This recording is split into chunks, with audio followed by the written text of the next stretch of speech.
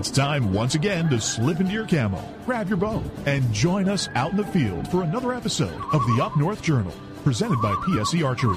The Up North Journal crew is knocked and ready to rock for another exciting adventure. So let's step outside and hit the trail.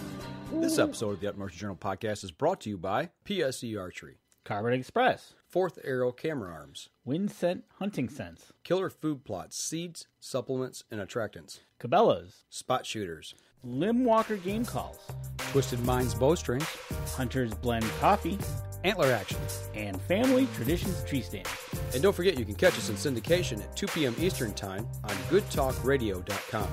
Welcome back to another episode of the Up North Journal. I'm your host, Mike Adams, sitting in the cabin tonight with Dan DeFault on this glorious Mother's Day. Absolutely is. How you doing? Hey, Andy Eberhard. He's just tuned in here tonight. So got our people joining us on the live Facebook stream, and if you're listening to the podcast and on Sunday nights you want to catch us on the live stream of Facebook, check it out. Check it out. Get back on Sunday night. Get your favorite beverage. Get your favorite snack. Bring your mom.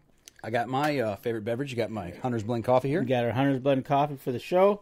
But other than that, it's episode 463. 463. Marching on to 500. That's right. I tell you what, it's finally been a decent week. Yeah. The weather's been good, except for a couple days here. I don't know how your weather was up north. It was a little rainy yesterday. Depending on where you were, from what I heard, it was a lot of rain to no rain to I don't know what you had. We didn't have rain, but we did have some mighty cold temperatures. It was cool. It was cool. And I don't mean as in, hey, that's cool. No, it was cool as in cold. It was cold. So we had frost the first morning and the second morning. The first morning, sitting out there. A little cool. After things kind of settled down, after the morning hunt, kind of slowed down a little bit, and I wasn't on my feet. Yeah, you got a little cold. Yeah, it got a little, just a little chilly. It was funny. I saw that on the TV station that the northern lower had frost freeze warnings. Mm-hmm. It was like, really? We're in May here, and it's Michigan. It was cold. Yeah, so we didn't have like a heavy frost. Second morning they called for frost freeze warning, but we got up. I don't know. We was getting up at like 4 in the morning, 4:15, and there wasn't that second morning. It was like 36 degrees. Yeah, it's cold. So, I mean, it's still cold. It is cold. So, but no, it was a good time. A guy I used to work with, as we talked about last week, he retired in January. Randy, a buddy of mine that I worked with for several years. I think he had 25 years in the station. Okay. I'm going on 29 this year, but he's a little bit older than I am, and he retired. And before he retired, he asked me, he said, would you take me turkey hunting? And I'm like, heck yeah. I said, that's a no-brainer, man. I said, we can do that, absolutely. Sweet. So you spent the weekend, Thursday, Friday, Saturday up there? Yeah, we left out of town about 7 o'clock. I got out of work at 5, come home, threw everything. I had already pre-packed the night before and had everything ready to go. Slammed it all into the Jeep. And I'm trying to remember, there was something I was trying to put my my tow deck on the back of my Jeep. It's those platforms that go into the hitch, into a receiver. And I had a heck of a time. I call them a dog bone. It's the locking mechanism you put on it so people can't just pull a pin and take your hitch. Exactly. So I had a heck of a time getting that undone to pull my hitch out and put the deck on. It was froze up. It was froze up or? Seized up. Okay. Seized up. Mechanically. Yeah. Okay. It's like, imagine two pieces of metal together that oxidize and they won't turn. Oh, yeah. Yep. That'll do it. And I'm like, oh, man, what do I do? And I thought, maybe I throw some WD-40 or oil on it. And I'm like, that's just going to collect more dirt, and gum it up. And then I thought, wait, I got something here a little while back. And this is a little trick I learned a while back. It's graphite. Yes. It's a powdered graphite. And we had a problem with our lock here on our house season up. Just squirt it in there. Squirt it in there, put the key in a couple times, 3 or 4 times to work it into the lock, and then start working, and bang, it just pops loose. Yep. I said, I've still got that here in the house. Went in, got it, squirted it in there, ran the key in 3 or 4 times, holding it, starting, and all of a sudden, bang! When it freed, it was just like glass. Yeah. See it was smooth as glass. So that's pretty cool. Always a trip. Yes, graphite, especially with car doors. So that being working in the car industry, that's something that absolutely they recommend, huh? Absolutely. So okay. So if you get out of here at 7:00 on Thursday night, you actually got up there at a pretty decent hour. Yes. I did top off fuel, stop and grab groceries real quick. It's really nice when you hunt with somebody and they think like you as far as food goes. Okay. And you like the same things. We were in and out of that store. We had breakfast, lunch, and dinner. We had 2 breakfasts planned, 2 lunches planned, and 1 dinner. That quick. And we were in and out. There you go. See? So that was nice. It is when you got a little plan together of what you're going to have. Instead of doing, well, what are you going to have? What do you want? Yeah. I don't know. Yeah. Just have a plan, get it together, and away you go. Yeah. Well, we talked about it on, the way to the store. We had about an hour drive to get to where we were going to stop to get groceries, a 24-hour supermarket. And it all worked out. Yeah. Sweet. When we brought back was you could carry like this in a bag. There was that much left over. One little bag of leftovers. Yeah, half a gallon of milk and half a jug of orange juice. That was it. Oh, that's nice. That Yeah. You did yourself well on. I don't like overpacking. No, you can definitely do that. Yeah. Then you're bringing home just as much as it seems like you took up. Yeah, exactly. And with my dad, that's the way it goes. Oh, really? You take up wheelbarrows full of food for 2 days. It's like, you plan on going into survival mode up here or something for about 2 months? We planning on starving? Yeah. You're going to be here a while? It's something when my dad comes up, we never starve at camp. Right, exactly. Yeah, no, I agree that you can definitely overpack yourself and definitely get to the point where it's like, really, we're going to eat all this? Yeah. And then it's like, at that point, you wish it was less because it's less choices. Right, yeah. Okay, I'm going to have this. That's it. Okay. Yeah. Like you said, you had 1 dinner. Yeah. Not 5 dinners and said, which one do you want? I had the meat because, I had the dough from last year. We took from camp, so I grabbed a pack of steaks and took that up. And they cut them up into 5 strips, like so. Yep. And when we cooked them up, I'll get into that part here a little bit later, but it was really good. Yeah, awesome. So is that the one you had done? Yeah, up the road. Yep, down the road a little ways. But yeah, so we got our groceries, got up to camp. I took the back way in, the scenic route, not thinking. Nighttime, deer Dark. feeding. Yeah. Oh my gosh. Were you dodging deer? It's across that stretch. It's 25 miles, and we saw at least 100 deer. At least. Holy moly! Normally I can hoof it through there pretty good during the daytime. During the day, but not at night. At night, I was keeping it a little under the speed limit, but then it was like driving 40 miles an hour. Oh, jeez. Every time you come over a hill, there's a deer. There's a deer. Deer standing in the road. Stop. Honk the horn. Come on, let's go. Get moving, girls. They're looking at you like, this is my road. Yeah, this is my road. I'm eating. Leave me alone, Yeah. right? So we got to camp.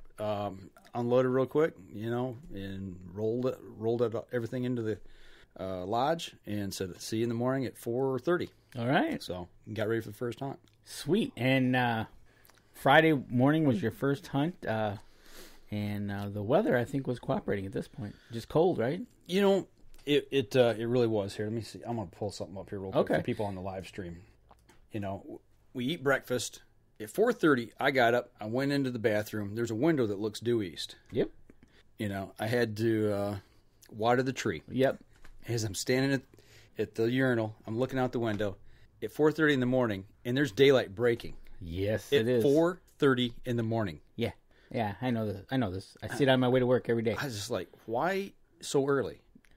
Because you're not used to that. I'm not. I'm used to that. I'm used to heading south on the highway, looking to my left, going, yep, it's getting light. Well, there wasn't a lot of light. No, but you can tell it's coming. Yeah. And if it's clear. Yeah, it was. It was crystal clear. It's like in the comics when the sun pops up. It's almost like that because it gets so light so fast. And you're like, wow. So I went back in. He's getting stuff ready. I had my Hunter's Blend coffee going in the coffee maker, because that's the first thing I did. I got up and got the coffee going. And I said, dude, it's already breaking daylight. I said, we gotta hustle up and get moving. We gotta move. Yeah. So as we started rolling through breakfast and everything, we kind of hustled up and got out the door as quick as we could. And when I walked outside, for those who are on the live stream, this is what we ran into. But what's nice about that is you don't have to drive miles to get to where you're going. You're there. No, but we did walk out first morning. Okay, so you walked out the first morning. Okay. Yeah. You know where that picture was taken. Okay. I know exactly where that. Now, the second picture I took, we walked a little further up that hill, and, you'll be able to see that right there. You know what hill that is. Yep. And there's the moon, So that was a pretty cool shot. That is cool. And I walked up, maybe 300 yards from there, hammered the owl hoot call, and waited for a second. All of a sudden, blah, blah, blah, blah, blah. Really? One kind of straight ahead, and another one, blah, blah, blah, blah, off to my left, and then way off to my right a little bit. I hear, blah, blah, blah, blah. And I'm like, I know where those birds are at. That's back in my area where I hunt. I got an idea where they're going to come through at. I said, we got a half-mile walk, but I said, we're gone.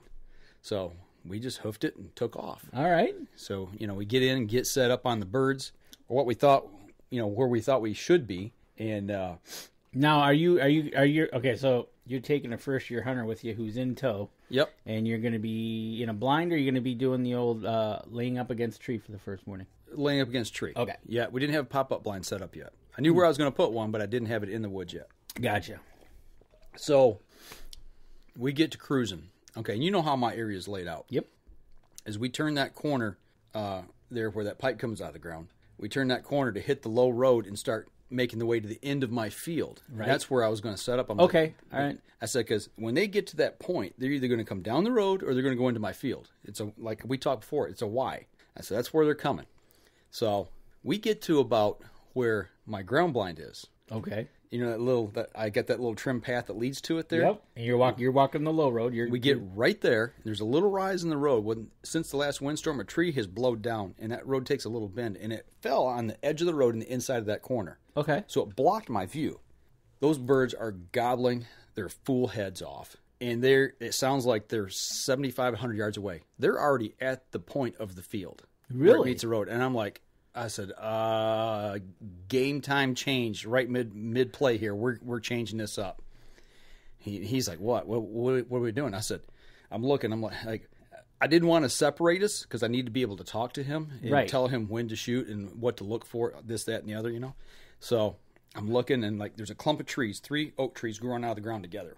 And there's room for a person to get kind of in the middle of them and lean up against the side to get a shot. And I was like, okay, get right here. I said, because they're going to come down this road, and they're going to come out from behind that fallen tree. When they do, that's 20 yards, dead smoke. That's easy. And I'm thinking, okay, if I put him here, and if I stand up, I can lean up against the outside of that tree, and I can shoot, double up, possibly. So they're gobbling. And at this point, I'm like, I don't need my calls. They're coming. Easy peasy. My backpack is about 7-8 feet from me. Okay. Just out of arm reach, okay? Uh-oh. I'm up, he's ready, got the safeties off, waiting. They're gobbling. All of a sudden, they quit gobbling, and we're waiting. About a minute, 2 minutes pass, and I'm like, something's wrong. I look, I can't get him. I said, I don't want to move and get my backpack. And as I start to look back up for my backpack, my eyes catch them. They're in the field. Oh, no. And here they come, down the field, and they're coming. They're going to walk right next to your ground blind. Well, about 20, 30 yards outside of my ground blind. Yeah. All right. They're about 80 yards from us. And I see him. I go, and I just put my hand on his shoulder. I said, don't move. 3 gobblers to your right. Don't move. I said, when I tell you to move, I want you to pick your gun up and swing it from in the middle of them trees to the outside and get ready to shoot. I was hoping by some stretch of the imagination they would turn and come up through there. But I knew they weren't. So I said, go. He made the turn. He got ready. I heard the click. He's waiting. Here comes the 3 birds out, and they appear again from out in front of my blind. And I'm like, I almost said when we were there standing there before we hit that tree, I almost, for a split second, ground blind, or my gun blind. But I didn't do it. And in hindsight, we probably would have made too much noise trying to get in, get the windows down, get the door, all that. But we could have set up next to it. You could have used it as cover. As cover, yeah. So, one of those things. But that's like you said, that's a game time decision. You're on the heat of the moment. You got to make a split second decision. Yeah. And it's not like a bird that you can. It's not like a game animal that you can run around and make off. They'll pick you out and that'll be it. Yeah. So they appear, and I take that back. At one point, before we sat down, I grabbed my calls and I did call. I remember that. Let's back up just a little bit. And that was before we sat down because I heard them gobbling, and that's when I knew they were coming. They were like coming on us. I put everything down and it was away from me. Okay. Because there was a point that I was like, these birds hung up in the field. They got, if we're looking straight ahead, they got 90 degrees to us. They came in as far as the sound was. They were just 80 yards off of it. Yep. And they did what I think gobblers should do. They get in the field. Okay, there's ladies down here. We hear them. Gobble, gobble, gobble, gobble. Here I am. They're in the middle. We're in the most viewable area possible. Yeah, come to me. Yeah, come on, ladies, let's go. That's how they work. And so you got them to within 80 yards. And well, the big one. Okay, so there was just three gobblers. Gobblers. That was it. Yep. Okay. And the boss, he was full strut, dragging wingtips, parading, doing little pirouettes, doing circles in the field. And every time he would gobble, the other two would fire off. And this went on for like 3 or 4 minutes that they stood there and did this. And I'm just like, you stinking little so-and-sos. Yep, exactly. You know, they had you. And they got kind of jiggy, and then they started off. And then they turned around and came back. Oh, really? You know, they went about 20 yards down, turned around, came back to the same spot, and did it again. You know, and all the time, I almost reached and grabbed my call at that point when I watched them disappear. And as I started to reach for my bag, they came back. I was like, really? You know, this is the way it's going to go down.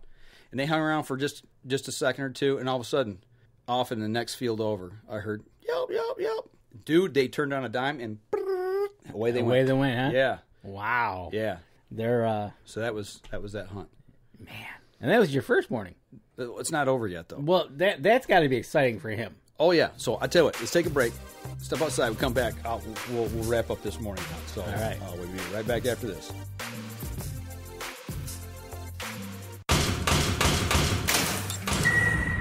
PSE Archery has reinvented the way you buy bows. From now on, you can make the most educated decision possible by basing your bow choice specifically on your shooting needs and goals. All you need to do is ask yourself, what kind of shooter am I? What do I want to achieve? PSE will help find the right category for you.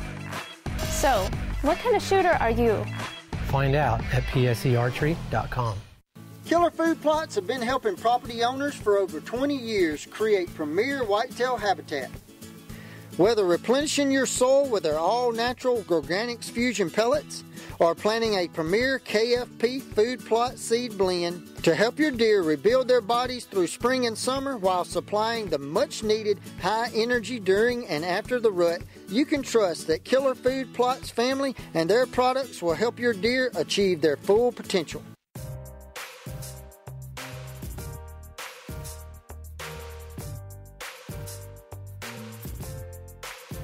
Welcome back. Second easy for you to say that. Second segment of the show. So, after those toms left, you know, I'm like, dude, that's hunting. That's the way this goes. He's pumped. He's pumped. He's like, dude, that was cool. He says, I couldn't, we got 3 gobblers out there and they're doing their thing. And watching them all gobble together, you know. And the sun was coming up behind them. Oh, jeez. And you've seen the photos of what it looked like, you know, on the live stream there. I showed everybody. So, it was crystal blue skies, sun just... Not a cloud in the sky. Yeah, you know, and by the time them birds come down, that was about 6 o'clock. So, sun wasn't over the horizon yet, but it was light. It was full light. Okay. So, it was just incredible. That's awesome. So, after that, he's like, well, what do you want to do? What do you think we ought to do? And I said, they're going that way. I said, I got an idea of where they're going. I said, there's only one of 2 places they can really go direction-wise to hit fields. And I said, that's probably what they're going to do. You know, they get a hold of the ladies or whatever. They're going to go looking after that. I said, let's swing, instead of going that, let's swing back around where we came in and circle up on the field and set up and see if we can call them around. Okay. Or just wait for them. So that's what we did. We went up and set up against another tree, overlooking a field, and the field kind of tapered around to our left and disappeared. But, I mean, it went way on down. And we sat there for a good hour and a half. And, you know, every now and then I'd call. And all of a sudden, you know, we kind of hear something down that way. Thought we heard a yelp, and I'd call a little bit. Nothing. And I said, let's just do a little sneak. Let's go down to the edge of that field and see if we can see down the length of it. Okay. And as we get down there, sure enough, we can see some birds just over the hill. Kind of drops. We can just see heads. Oh, okay. You know, so and then they just kind of disappear. We could tell they were walking kind of away. I said, let's skirt the edge, keep low to the ground. Let's get down there and see if we can kind of get close to them and call. because I didn't know if they were hens. I thought see they the were heads. Yeah, I thought they were hens. That's what it looked like. And we got down, and I kind of come up on my knees, and I get my glasses, field glasses up, and looking, and I see, it's a hen. Okay. So watching her, and he's standing behind me, so he's got a little bit better vantage. Oh, okay, all right. He said, there's 3 more gobblers. And he goes, one of them's fanned out. And I said, where? I can't see him. He tells you, like, straight ahead. I couldn't see him. Okay. So we're waiting. It's with a hen. The hen's walking away. I get out the old limb walker. Yelp. Nothing. Yeah. Nothing. And nothing. Well, he says, we're watching. I said, any reaction? He's like, no. He said, they're chasing the hen off. And the hen disappeared. She squirted down and took off out through a logging cut. Okay. So, and they followed her out. Oh, yeah. And by that time, it was like 9 o'clock. And I was like, to get in front of them birds, we're going to have to run half mile this way and another half mile to get back just to where they come out. I said, and if you run behind them, we're not going to catch up. Right, to them. exactly. So we called it a morning. That was the first day, or the first morning hunt. Exciting for him, I bet. Mm-hmm. I bet you. It's always good to get a newbie out there and hear it. Oh, absolutely. I mean, just hearing gobblers, that's half the battle. Of being just to let somebody know that there's actually birds in the area. This was us setting up. That was the second set of the morning. You know me, got to have my coffee. Yes, you do. You need your coffee. For those of you on the podcast, I'm showing a photo of where we were set up at. That's Randy sitting to my left, and I got the limb walkers out and my shotgun laying there, and took a coffee break. Well, hey, you're in the woods having a cup of coffee. You got your gun, so you're always hunting. Yeah. Right? Yeah. So, well, this was during that lull between the time we got there and the time we actually got up and went after him. So, but no, it was a great morning. He had a blast. He said he learned a lot just seeing those gobblers and seeing how birds work and calling. He'd ask a lot of questions about calling sequences and cadences and things of that nature, and even the owl. Speaking of owl, I did the who cooks for you too. Right. The second morning, we're going into the woods, and I'm getting ready to call, and we hear a barred owl. Okay. Hoo hoo hoo hoo hoo hoo hoo hoo. He didn't do you who cooks for you too. He just did who cooks for you, who cooks for you. Oh, really? And I'm like, And then off in the distance, same thing, another one, and then off in a different direction, a third one. We had 3 owls in there, and they were calling each other, but they didn't have the last part of that cadence. Okay. I've always heard who cooks for you too. Yep, that's everything I've read and seen. Yeah, so about. I don't know. In northern Michigan, maybe we got owls that take shortcuts. maybe they drop off as part of the sentence. Yeah, I don't know, but yeah, it was noticeable. Well, now I gotta listen next time I hear the owl, because after last week's show, Kelly sent us a picture of a barred owl that was in the backyard. Right. So now I'm gonna listen now. Okay. I usually hear them either at night or I'll hear them in the morning when I'm going to work. And Randy, who went with me, he's a bird watcher. He loves watching all kinds of birds, and he knows his birds. And all of a sudden, we also heard, whoo! I mean, just real loud. I mean, it was real close. One who. He goes, that's a great horned owl. He goes, we got great horned owls up here. I go, I said, I guess so. Because I don't know. I said, I don't know. But yeah, it was a whole different hoot. Really? Yeah. Yeah. So I learned something from him. And so now you got 2 species of owls. Yeah. Yeah. Evidently. Wow, that is so cool. Yeah. So when you're I'll have to listen for that too.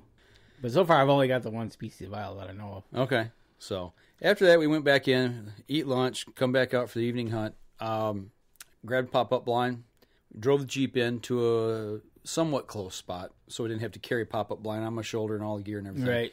Then I take that back. I drove up to my high road blind, grabbed a chair, come back down, and then we carried the chair and the blind from that localized spot. Right, yeah. And as we walked past, grabbed the other chair out of my low road blind, so we had 2 chairs to sit on. And went down, set them up, and set up for the evening hunt. All right. Set up right there. And set up right where them birds came through that morning, right where I wanted to be, where the field and the road come together. Okay. And now this is what you talked about last week. This is the spot that you visualized setting this blind up in. So you did do that, and you're ready to go. Had I set the blind up, or had we got to that point earlier that morning, they would have been right in your lap. They'd been right there. So, and actually, I got them on passing the trail cam, knowing that that's where they came from. What time do you think it was when you first you heard them, and then you got to that oak tree? Was it already? Oh, it was well past shooting. I think shooting time was 6 something probably early. I think it was 5 something. It was 5 something. I can't remember exactly, but we were out the door and on in the woods, and when I hit that hoot owl call, it was 5:30 a.m. Okay. And I looked at by the time they left the field, you know what? It was like 6:20, 6:30. And you know what? It was daylight. Yeah, and there's no clouds, no nothing to slow them down. So, I mean, it was daylight quickly. Yeah, so, I think they pitched down quick. Yeah, so their day started right off the bat instead of being cloudy or something like that or foggy. Kind of they just hold up a little bit. Absolutely. Because that's what because when I had that hen come down out of the roost, that's what it was. It was like it was a foggy morning. The fog rolled in off the fields, so it was kind of really misty because she didn't pitch down till later. Right. So I was just wondering. So yours crack of daylight. Yeah. You know, they said, okay, we're on the move. Yeah, and it happened quick. Okay. So we got the blind set up, got set in there, and by the time we got in the blind, it was 3:30. You know, and I knew the birds come through that area at about 4:30. Okay. Between 4:30 and 6. Been seeing them on trail camera passing through there on a pretty regular basis. So we're sitting there, 3:30. Well, 4:30. Ding, ding, ding, ding. Here they come. Really? They're coming back from the way. They're coming back going the way they came from in the morning. All right. From where we were sitting, we're looking straight out at the field. I can see the road going to the north, and he's looking, and he can see the road going to the south. And he can see to where the tree is laying down at the bend in the road. Okay. And he goes, hey, 2 birds, two turkeys just came around that corner. And I look, and I'm like, let me dang. Yep. Binoculars up. Yep, those are 2 gobblers. Get ready. So, you know, you get the gun ready. We're just waiting for him to come down, get a little closer before he takes safety off, just sitting there waiting. And they come about, they're 100 yards away. Right. They get to about 80 yards, and they go, boop, into the field. And I was like, okay, no problem. They're going to feed through the field and come on down, and they'll be right here dead front center. No big deal. So we watch them go in the field. I got the camera with me. I swing the camera around, and I'm taking a little bit of video when I can see them busting through the weeds and the trees. They get in the field. Okay, guys, you can turn at any point in time. No. They cross the field, go into the brush on the other side, and go back into another field. Really? Yeah, and they squirt through 2 other fields and go back out to the east. And there's really no other way back to the fields. I mean, it dead ends back there. But I know they roost back there too. Right. So I'm like, okay. So they're going to roost back there tonight. Mental note, remember that. So we're sitting there just waiting for the day to finally finish out. Maybe something will come from the other direction. And I'm looking up there, and all of a sudden, whoa, there's a turkey. Get the binoculars up, but it's going away from me. You didn't pass in front of me. You didn't pass through the field. The only I can figure is it came off the oak ridge behind us and came out and around and squirted and hit the road and was going to the north. I'm like, oh, okay. And then about the last half hour of the day, we're getting bored. You're sitting there. You're in a pop-up blind. You can kind of talk lightly, and you're watching. And I look to the left, I'm looking, nothing. I turn back. We're talking for maybe 30 seconds. All of a sudden, he goes, bird. And I go, where? He goes, right there. And I turn and look, and there's a hen 15 yards in front of us. And turns around back and goes back the other way. Where did you come from? I just looked 30 seconds up the road, and it would take you a good minute and a half to get to us. I don't know where she come from. Have no clue where she came from. Wow. So she probably came up from behind you, heard the voices, and probably kind of like, what's going on? Could have, yeah. She could have come off that oak ridge. Yep, and just kind of, what's going on? And then when you finally did move, she's like, okay, enough of that. I'm out of here. Right. So, and that was hunt. Wow. Into the hunt. So we went back, got back to camp at about 8:30. Made dinner, cooked up steaks, cooked up my deer steaks. Kind of changed the subject a little bit here for dinner. Okay. I did something with the steaks that I've always prepared deer meat a certain way. But my dad he's like, you ought to try to cook it in extra virgin olive oil. He says they cook up real nice in that. Okay. I'm like, yeah, whatever. I do mine my own way. When we get up to camp, I'm like, okay, there's these strips, they're about 2 inches wide and about 4 or 5 inches long. Right. And I'm like, you cook them on the grill, it's going to cook them right up. They'll shrivel up, be dry. I said, what am I going to do? Looking in the cupboard, and I go, extra virgin olive oil. Well, let's try it. I was like, well, never done this before. We'll try it. So I put them in there, put some mushrooms in there. We had some veggies, and it was awesome. Really? Yeah, they were really, really good. Did you salt and pepper and then just... No, I did that. I put a little pepper on it afterwards. Okay. So yeah, put it all in the same pot and Yep. in the pan and just... Well, I cooked the meat, and then towards the end I threw the mushrooms in it. Right, yeah, yeah. did that towards the end. And yeah, it came out great. Nice and juicy, and yeah, it was awesome. It's always good to have a good dinner at the end of the day. Oh, dude, I was ready to go to bed. Well, yeah, no doubt. Slept like a baby. Right? Exactly. Actually, I didn't. I tossed and turned most of the night, but you have a good dinner, it's usually what happens. Yeah, so let's tell you what, we're bumping up on second break here. Why don't we take our next break? Come back, we'll talk about yesterday's hunt. All right, let's talk about it. All right, we'll be right back after this. PSE Archery has always dominated the speed category. Now, the most revolutionary cam system ever to hit the market has perfected the shooting experience. Introducing PSE's Evolve Cam System, featuring extremely high let-off capabilities and the smoothest draw cycle in history. No other cam system has ever delivered this level of total comfort and total control. Experience PSE. Experience performance. Killer Food Plots have been helping property owners for over 20 years create premier whitetail habitat. Whether replenishing your soil with their all-natural Organics Fusion pellets or planting a premier KFP food plot seed blend to help your deer rebuild their bodies through spring and summer while supplying the much-needed high energy during and after the rut, you can trust that Killer Food Plots family and their products will help your deer achieve their full potential.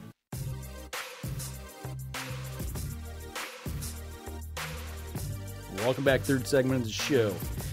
Dan, before we get going too far here, I got to give a shout out to one of our sponsors here, Lim Walker Game Calls. Right there's 3 of their calls that we were using in the field. The slate, the aluminum, and the red slate. Yep, and I really didn't have to use the aluminum. It wasn't windy. Right. Didn't have to throw calls a long way.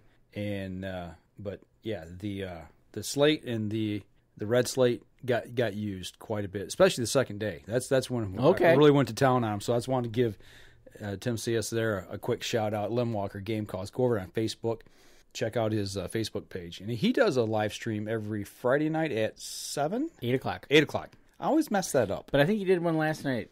He must have switched nights because I think he did it last night. Okay, but he'll tell you if he's doing it. Jason Radecki, Mike, he just joined in. Did you say anything about the link I sent you about New York and the schools? Not yet. Save that for the end of the show. End of the show. Remember that. All right. So, all right. So, second day, second morning. Get up. Bright and early? Bright and early again. Actually, we got up a little bit earlier because of what happened. Day before? First day. Okay. So we got up at 4 a.m. Got up, had breakfast, got out the door, and actually drove out. So we were in the field probably a good 30 to 40 minutes sooner than what we were the day prior. Okay. But we had overcast skies. I don't have it. I took a picture, but I don't have it loaded here to show on the live stream. But yeah, there was more cloud cover. And as we're driving out, I'm like, okay, so what do you want to do this morning? How do you want to play this? It's, this is your first time up hunting. I'll cater to whatever you want to do.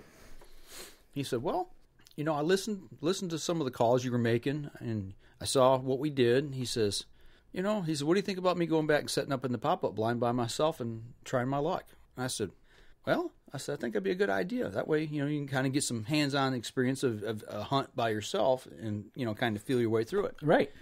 So walked him down to the corner, or the crossroads of the 2 tracks there, and I said, okay, 150, 200 yards that way is the pop-up blind. I said, if you miss it, you're blind. Right, exactly. Because it's sitting literally, 10 yards off of the 2 track. The big blob. And I said, I'm going down through this field where them birds went last night, and I'm going to go sit down here. And I said, I'll let you know when I get down there. I'll text you. And I said, but before I get set down, I'm going to throw a hoot owl call. And I did. Nothing. Nothing at all. So I get down to that field where I want to set up, and I'm looking around, and I'm like, I know this field, and I really didn't think it through. It's like, there's really not any trees to set by here. Nowhere to sit. That's going to break up my silhouette. you know? And I finally found one on the left side of the field, and I set up on it, and I'm kind of sitting there, sizing it up, leaning against it, and I'm looking. I'm like, if them birds come out of that far field to this one, I said, they're going to be 10 yards in front of me before I see them. I said, this ain't going to work. I don't want to be surprised. So I got up, got my gear together, and I'm kind of walking around a little bit, looking. All of a sudden, back from not really where we parked, but in almost to where we set up on that morning hunt, the second set of that morning hunt the day prior, over in that field, I hear gobble, gobble, gobble, gobble. Oh. I'm like, okay, I can call you over here, but I've got to make, I want about 150 yards set up on the edge of a field. He was on the next one over. And I thought, I'm just going to sit here. I'm not going to rush the hunt this morning. I'm just going to let it unfold. I'm going to call and just take my time. Got set down, got the limb walker out, made a couple calls real quietly. Nothing. Got a little louder. All of a sudden, he fires off again. Oh. Like, okay, all right, let's see what's going on here.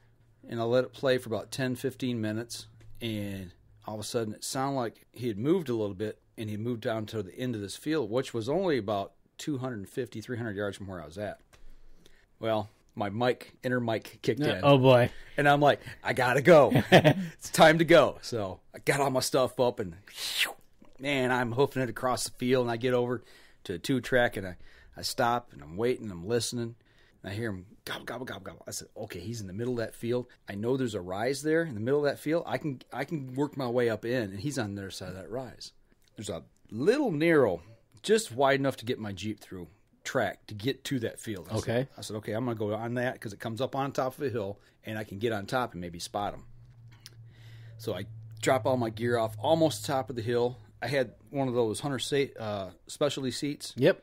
If you fold the back 2 legs up, it makes a ramp. Yes. And you can lay on it, and it gets your body up so you can shoot, and you can see with binoculars really nice, and you don't have the weight on your elbows. So that's what I did. I got to the top of that hill, and I'm glassing, I'm looking. And all of a sudden, I hear gobble, and I look down there, and he's at the other end of the field.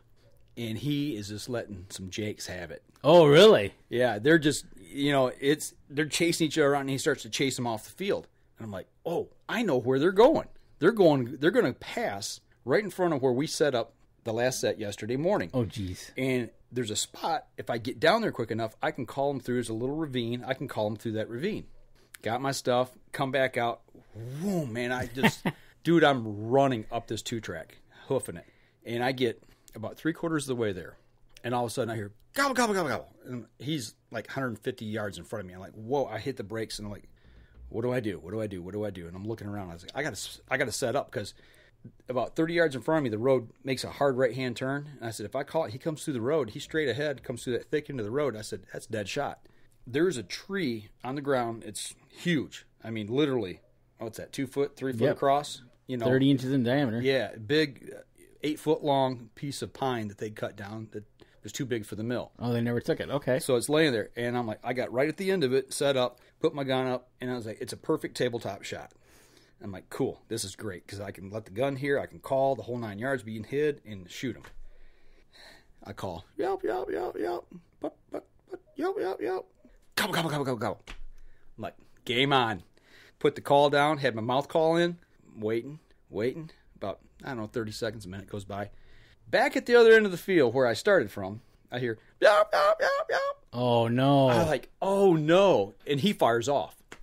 There's a hen down there. And I know what happened the other day. I'm like, oh, no, you don't. I picked up the call, got old limb walker running. Yelp, yelp, yelp. So I cut in. Yelp, yelp, yelp. She starts, and I start just cutting on it hard, doing the same thing. And we're just fighting back and forth. In the hair in the back of my neck standing up. All of a sudden, the gobblers, I think there was 3 of them, they're firing off. And the woods is just exploding. And we go at it for like 3-4 minutes. It's just constant battle. And I'm like, man, I'm overcalling. I know I'm overcalling, but I can't let her call them off. Right. And I know they're only 100, 150 yards away. They wouldn't come through that ravine, is what I figured. Well, all of a sudden, as in the battle, I hear them. They had moved straight from me. They had moved off about probably 30 degrees to my left. They're cutting back through the end of that field. I'm like, oh, geez. Got all my stuff up, Boom, I run all the way back down to where I started. But I didn't get to that little tiny road. Okay. I made it maybe 20 yards from it. And I hear them gobbling. And I hear her cutting and putting. And I'm like, they're going to come down that little tiny road. So I just flopped on the side of the road, got my chair underneath my chest, got my gun up. I'm waiting. And about 60 yards in front of me, I see her squirt through. And I'm like, how did she get through there? You know? And it didn't dawn on me, but that's the logging cut. So it's open. Right. She just cruised right on through. I'm like, oh, no. And then I'm looking. Here comes 2 or 3 other birds behind her. I'm like, oh, geez. So I watched, and they got out to the road and went away from me. And the road makes a hard right-hand turn. As soon as they made that turn, they disappeared. I got up, got all my gear, and I went as far as I thought I could get without getting busted. And I see them cutting through. I see the heads moving through the trees on the road, you know. I can see gaps in the trees. And they hit the next field. And I'm watching, and I'm starting to get ready to move. And I move a little bit down, and they turn, and they start coming back. I don't know what scared them. Something busted them, and they started coming back up the road. Oh, boy. I'm in the wide open. Oh, here we go. I'm like, there's no cover. I'm standing at the edge of the logging cut. I just flopped on the side of the road, got the gun up, and I'm waiting. And I see one head pop out in a little opening, and that was it. I sat there for 30 minutes on the ground. They must have went on the opposite side of the road and took off. Yep, just kept on cruising. Yeah, I was just like, oh, jeez. So the scolded hen scolded me. Yeah, you got scolded. That's pretty wild. Dude, I bet you I ran easily a mile and a half, just that quick. Zipping around? Yeah. You know, back and forth. Right, exactly. Yeah. And that was just on that road. I didn't count getting over there the first time. It was wild. I felt like I'd been in a track meet, you know, but that's hunting. Well, exactly. That's hunting. You don't know. You know, another time you might be doing this, they're going to walk right out in front of you, and that'll be it. Well, and that's it. You know, I'm like, my inner Mike kicked in again, like I said, and I started chasing and pushing. Did I push? Did I do something wrong? I don't know. You know, I hear so many people say, you know, I don't run and gun because I don't like pushing the birds. I like letting them come to me eventually, and if they do, they do. If they don't, they don't.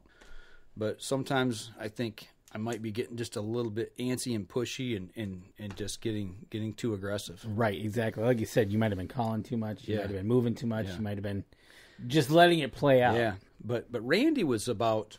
See, because really, think about that now. If you would have been where you started, when that hen came out and was calling... If I'd have stayed there... If you would have stayed there and let that play out, she would have brought them right to you. She'd have brought them right in front of me, probably within 10, 15 yards. Right. Yeah. When I was laying down and I snuck up to the edge of that field. Yep. Yeah, because it was just a little narrow chute, and then it opens up into that cut. Yeah, that's where she came through. And that's the other thing. It's like, if you'd have stayed put, you'd have got it. Gonna have to get you some anchor shoes. I guess. I don't know. So how was he doing? You had this morning going. This was yesterday morning. Yeah, he didn't see a bird. He didn't see a bird. No, he had a doe walk up within about 15, 20 yards from him. He got out of the pop-up blind because he's got a little board. And he's like, I'm going to go sit over there in that deadfall at the edge of the field. Okay. So he's sitting there, and this doe sees him and starts walking up to him and kind of turning her head and looking curious, you know, like, what are you? And got within about 15, 20 yards, and then all of a sudden figured out that he wasn't a tree and took off. You're moving. I'm out of here. Mm-hmm. You know, speaking of that, so he didn't see nothing. Did you see a lot of deer? We did yesterday evening. Okay. But before that, no. Okay. No. But I said, did you hear birds? He's like, yeah. He says, back to my left, he said, I heard a couple of hens, and he said, I heard gobblers. I go, that was me. I said, one of the hens was me. He goes, that was you? And I go, yeah. He said, man, he says, it sounded like two birds fighting. I said, thank you. Yes. That's what I wanted. I said, good. It sounded good then. That's right. Yeah. Okay, so that was yesterday morning's hunt. Yep. So you got one more evening to go here. Mm-hmm. But we're going to save that for the next segment here. Exactly. So let's step outside. We'll be right back after this.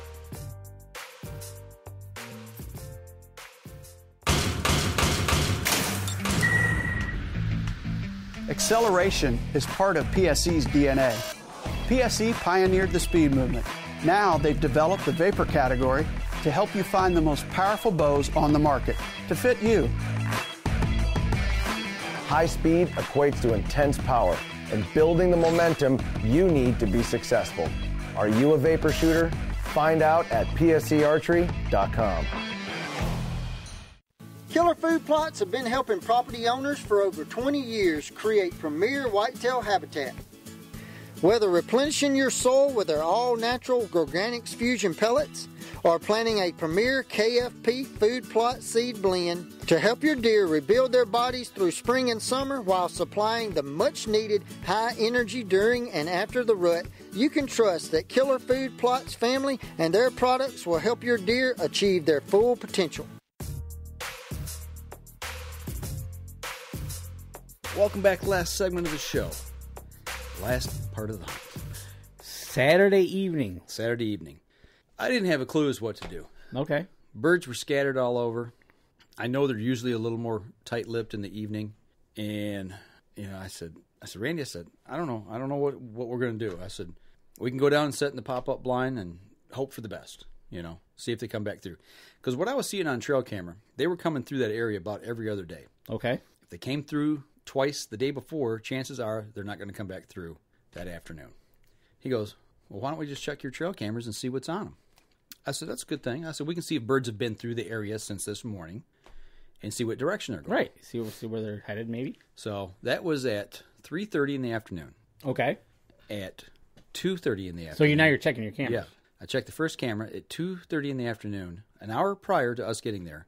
3 longbeards walked in front of that camera heading to the north. And you were back at the cabin. Yep. That's good. And I was like, this sucks. And he goes, what? And I said, an hour ago, I said 3 birds went that way. Three longbeards. I said, look, here they are, right here on the tablet. I download the photos, And he says, well, what do we do? I said, we've got a scouting report right here. It says those birds went that way. I said, why don't we go that way? Right, exactly. And he's like, well, I said, they either between here and the north end of the property or they're at the north end of the property. I said, let's go back to the Jeep. It's a 5-minute walk. Take the high road up. That way we'll be on the edge of the property. We'll skirt on the high side. They're down here on the low side. If we pass them, we're not going to bump them. We'll just drive down here and park and then walk in. I said, I got 2 spots we can set up. Okay, let's do it. Game plan. Boom. Away we go. Good. So we drive. Good game plan. Drive to the north end of the property. We get out about 400 yards from where we need to be. And there's a little tiny mowed path that skirts the edge of this big, huge hayfield. And this hayfield is about 300 yards long and about 150 yards wide. It's huge. Wow.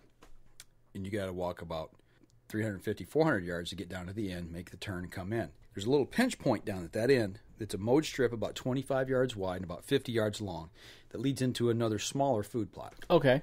At the end of that food plot's a bunch of red pines, and then birds sometimes will roost in those trees. And I thought, let's go sit on the pinch point. I think we can sit there. Birds will squirt through there, hopefully, in the evening to roost. And we'll see them coming from 300 yards away. So we get down there, kind of set up. I'm looking. There's 4 trees, big pine trees. And one of them's about 2 or 3 yards off the field. The other one's about 5 yards off the field. And about 3 or 4 yards behind the other one. And I'm looking at the setup. I'm like, I can see the birds. If I sit here in this front one, I can look and glass this field and watch. But I said, man, if I put him back here and the one behind me, he can only shoot a short distance here and then watch the short field. And if he does, what's going to happen is those birds come out, they're going to be on him that quick. Oh, okay, yeah, they'll be right there in front of them. Your head's got to be constantly on a swivel. Look, glass, the whole 9 yards. Be watching. So I put him up front. So he's facing down the field. I am behind him and kind of staggered on a diagonal. Okay. And I'm sitting 90 degrees his opposite. So I'm looking across the short chute. He's looking the length of the short chute. So, in being a left-handed shot, I can shoot in front of me. Right-handed shot, I can shoot in front of me and then to my left to the short field. He's facing 90 degrees the opposite direction. He can shoot straight away and then across the short chute. We're there half hour, maybe. I'm still going through photos. I got my tablet in my lap. I got my gun up, got my calls, and I'm sliding the picture, looking, and I'm looking up. I'm looking to my left, looking straight ahead, looking back, swipe another picture. So I'm, making the rounds, constantly watching. And all of a sudden he goes, Mike, birds. And I'm at that point I'm looking at my tablet. and I just cast my eyes up and look straight ahead. Look to my left, don't see anything. So I scanned to my right. there's 2 gobblers standing in the grass, in the short chute, 25 yards in front of him. And then I kind of turn my head slow and look at him. His gun is in his lap and his hands are down. Oh, jeez. And we're too far away for him to hear me. Yes. You know, he's just has a little bit of hearing loss. And I'm like, don't move. I said, or pick your gun up and just shoot. Right? You know, and, you know, at that point, what happened is he was looking straight ahead and he wasn't looking to his left at all. And you can see into the woods a good 50 yards past the field. Oh, boy. They come in, and he missed him. Yeah, he missed him. He didn't see him coming in. You know, had you seen him coming in, the way the set was, he could have got the gun in his hands because it kind of rolled off. Okay, so if they would have been walking, if you'd have seen them, and get their head behind a tree or head down, then you get up. You know? Right, exactly. You can get ready for them, right? Yeah. And I seen him, and I was like, and I finally just said, just shoot. And it took about 5, maybe 10 seconds. They're like, something ain't right here. They're out of there. Oh, let's go back. Oh, and, man. And they turned and went back in the woods. I'm glassing them, and I see them, and they just disappear. And that was it. I'm like, I said, what happened? He said, I was just looking the other way, you know, got caught. So that's got caught with the gun in your lap. I couldn't have shot. I mean, if I'd have been a left-handed shooter to make that swing, I could have shot. But if, like, for where you and I are sitting, I'd have been shooting like this. Not over your shoulder, but way too close. It would have been loud. It'd have been a muzzle blast. Right, exactly. Yeah, You don't want to do that. That's not safe either. So, yeah, it was his shot to take. I mean, we'd already designated, okay, that tree right there, anything to the left is mine, anything to the right is yours. They were on your side of the tree. And they were definitely on his side. So, that's funny. Yeah. Yeah, and he wasn't sure of the distance either. He's like, he said, I thought they might have been too far. From where I was sitting, because as soon as they took off, I grabbed my rangefinder and hit the tree that they came out by. It's 28 yards. He was a good 3 or 4 yards closer. Oh. So I was like, yeah, I said, that was duck soup. But I said, don't worry, it's happened to me before too. That's hunting. Yeah. That's hunting. learning, right? Yeah, So actually we got up and moved back to the short field after that, like a half hour after that happened. Because, we're getting towards the later part. Oh, yeah, it's getting late. I like, if they're going to roost down here in this field. So we moved down there. It got to be 7:30. Last shooting light, I think, was 8:13, 14 or something like that. 7:30, he turns around and he goes, I'm bored. I can't take it anymore. He said, let's just go. Okay, fine. That's cool. So I packed up my stuff. We step out from underneath these 2 big pine trees. And as I'm walking out, he goes, Mike, there's 3 turkeys down the middle of that field about 200 yards. I said, seriously? He goes, yep. So I stand up. I mean, they're ways away. And I can't see them with the naked eye. I see a dot. That's all I can see. Okay. Get my field glasses up. I'm looking, my binoculars. I'm like, yep. I said, 1, 2, 3, yep. Okay, 2, looks like 2 toms and a hen. I said, I'm going to try to call. I said, 30 yards straight ahead, get behind that clump of trees. He does. I kneel down. Yeah. I mean, I just hammer it, Get the field glasses up, look. They're just walking off, I'm like, okay. I said, well, where they walk to, that field has an opening. It opened up past that short chute, and they disappeared behind them trees. And there's 2 little bends in that side of the field. Okay. I said, let's go, man. I said, he goes, what? I said, we're running. I said, we can get all the way up to that point where they disappeared without them seeing us. I said, we got cover. We're running. Get up to that corner. I get down on the ground, and I kind of ease out from that tree. And I thought I seen a bird. Got my binoculars up and look. I'm like, yep, okay, that's the hen. She's like 30 yards right there. I said, get up there. Come on. You go by me. He goes, what am I going to do? I go, army crawl right to that corner. I said, if you see the tom, I said, shoot it. Right? So he comes up around the corner, and he gets up there, and he waits for a second, and then he stands up, and I'm like, there can't be any birds. They must be already gone. And they were. They went on. Oh, okay. Woods. So after that, we called it a day and came home. There you go. So overall, did he enjoy it? He had a ball. He said, I'd never been before. I wanted to see what it was like. He said, it was exciting. He said, yeah, I got bored this afternoon. And you got a picture with him before you left the field or anything like that? Oh, yeah. Yep. I forgot. I got that in here. Yeah. Let me show the people on the live stream. Might as well. Well, actually, you know what? I want to show you. This, when he missed that bird, or when the bird came in on him, that was the setup right there. Oh, okay. See, that tree behind me, you can see his shoulder sticking out. Yep. And it came from your left. They came from the left. Yep, left of that photograph. And he was looking probably straight out. He's looking straight ahead. Yep. And you see where the trees, you can see up there about 75 yards where the trees kind of jut out. Yep. That right there, it does that twice. Makes 2 right-hand bends in that field. And the first one, like I said, 75 yards. The other one's probably another 125, 130 yards. Jeez. And that's what we ran up to there at the end. But, yeah, he had a ball. You know, it was a good time. And hopefully got him hooked on turkey hunting now. And well, on the way home, we were talking, and he said to me, I think this is something I could do with my son over on because his son lives over near Grand Rapids. There's some birds over there. Yeah, he said, but I don't know where to hunt. And I said, well, I think there's plenty of state land. Yeah, there's plenty of opportunity over there. I said, we can ask some guys, ask around, and, you know, I said, they're not going to give you their spot, but I said, they'll tell you maybe a general area. Right, you know? exactly. So we'll see what happens. Oh, that'd be awesome. So, yeah, he says, I'm ready to go again next year. So, yeah, he's good hooked. Deal. He's hooked. So excellent. He said that the biggest thrill for him was the first morning watching those 3 toms do their thing. Oh, seeing that is just amazing. Mm-hmm. Especially if he's first morning out. Yeah, right. You know, first morning out and bang, you have something like that and it hits. That's the way to get people into it and get excited. So exactly. Well, sounds like a good hunt had by all. Yeah, it was. I had a great time, and I learned a few things along the way. You learned about an owl, and you learned about getting scolded by him. Yes, I got talked to. You did. You got a talking to and lost. Yeah, I did. I had to go sit in the corner. You did. You just sit down there, and I'll take the boys. Yeah. That's what happened, man. So, but before we go, this weekend we got a message sent to us from Jason Radecki. Yep. To a link, and it was out of state of New York, and there's some legislation that's being proposed in the state of New York to ban any shooting sports in the school, you know, like skeet teams. Skeet, archery. Archery was another one. Trapping.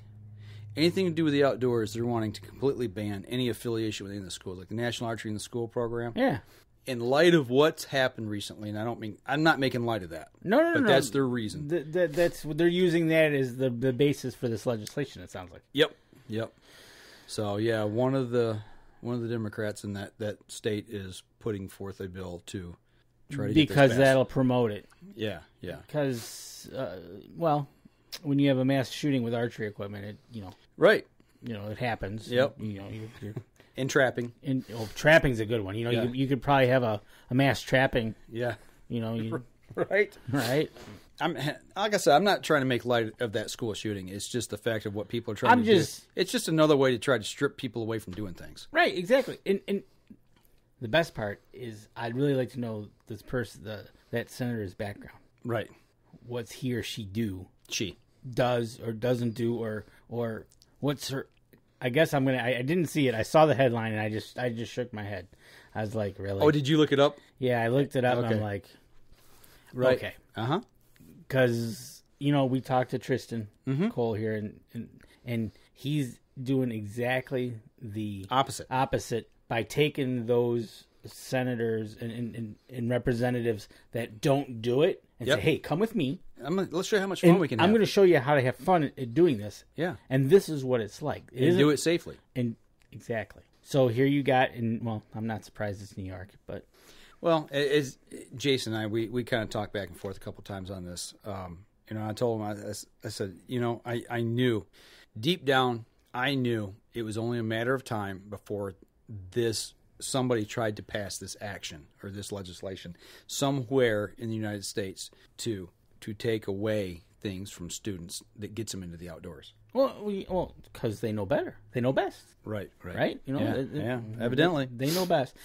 If that happened in New York, yes, it'd be interesting to get somebody's opinion on that who lives in New York. We'd probably get a hold of a couple people. I would think so. Maybe we'll send them that link and see what happens. Yeah, see what they're. But it amazes me when things happen like that because I know that in the school archery program is I know Heartland's got a really good team. Yep, guy I used to work with, sons in it, and they were just down in Kentucky. Yep. At the national shooting tournament, and they have a blast. Well, and I also have heard from several people who have children who have maybe some attention disorders. Yep. And they use archery as a discipline to focus and get them channeled, in concentration, and it's really helped the kids. Absolutely. It's just not Hey, here's a gun. Go out here and have fun. Well, shoot up something. Okay, so that's the other the skeet teams we have Yeah. in the state, right? Yeah. They're promoting that exactly that. It shows them how to safely handle a firearm, go enjoy the sport, and same thing with archery. How to safely handle archery equipment, safely shoot in masses, no less, because you're on a shooting line of a bunch of people. Yep. I hear you. It's amazing. So, you know what? Interesting. Not surprised. Yeah, I will actually in the show notes on the podcast. I'll put that link to that story. So so everybody that's listening to the podcast, if you go to our show notes, follow the link back over to our podcasting service page. It'll be there. So right. So, well, I'm glad you had a good weekend teaching another hunter. Yeah, how it went. It was a blast, and it was a guy I used to work with for 25 years. It was a blast to share a hunt with somebody I know. Actually, we've taken him goose hunting one time before as well. Sweet. So and there you got him up on the screen right now and smiling away. So oh yeah, I actually forgot we got to put our picture back up here. We're sitting here talking. I got that picture up. I completely forgot. We need a director.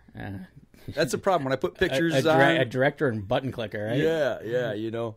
Right. So we put pictures up, and all of a sudden I just start to lose track of what's going on. I'm multitasking here. Exactly. All right. Well, I'll tell you what. We had a great time. I want to wrap up the podcast portion of the show here. So what? Billy Hoffman says the Fenton High School trap team won the state championships. Oh, their trap shooting team? Yep. Very nice. Yeah, and Tim Cias has been in church and he's missed it. But he can always watch the replay anyways. Yeah, Tim, make sure you go back because I got a picture on the live stream here you need to check out. So. Right. So cool. But I tell you what, for everybody that's on the live stream here, hang on for just a second. We're going to wrap up the podcast right now. For all those of you listening on the podcast, you want to see what we've been talking about, go to our Facebook page. Check out the live stream that we did on Sunday night, and you'll see a repost of it on Wednesday. On YouTube? Sometime Wednesday on YouTube. I'll post a link on Facebook so you can watch it wherever. All right, sounds good. You guys, if you feel worthy, if we're worthy of it, make sure you share our stuff. We really appreciate it, getting other people involved and seeing what we're up to.